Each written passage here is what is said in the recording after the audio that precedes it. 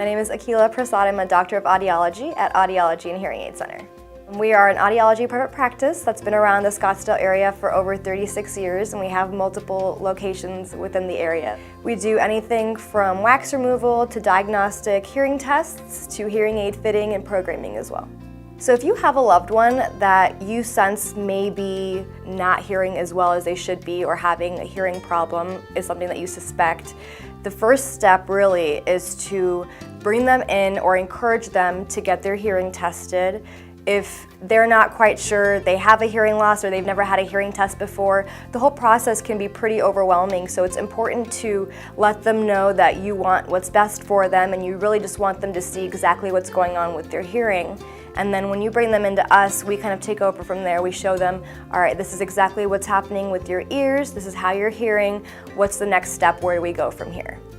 If someone is putting up roadblocks or they're not quite on the same page as you in terms of thinking that they have a hearing loss, the best thing that you can do for both yourself to help with communication and for them is to really be not on the defense and not forcing them to come in and do something that they really don't want to do, but explain to them how it affects your communication with that person one-on-one, and really try to help them see that what we're doing here is for the better. Even if it's just diagnosing a hearing loss or just checking their hearing health, the way you get your eyes checked, the way you go to a dentist, it's the same process. I feel like making them feel more at ease about the whole situation is key.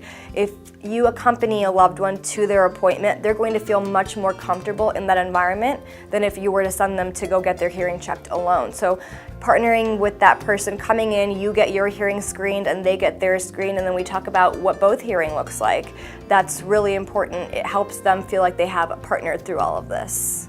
So some of the signs that a loved one should pay attention to if they suspect someone has a hearing loss is, the television, that's a key one, is too loud, or asking if that person is asking people to repeat pretty often. Social isolation, so if you're in a group and that person just isn't really participating in the conversation, that's another key factor as well. The one thing I will add, especially now that everyone gets together with family, Christmas, New Year's, it's so centered around communication. If you put yourself in their situation, having family in town and wanting to communicate with family and be part of that liveliness and not being able to really hear what's being said, it's truly a tragedy. So you want to make sure that you're giving that person resources that they need to hear better.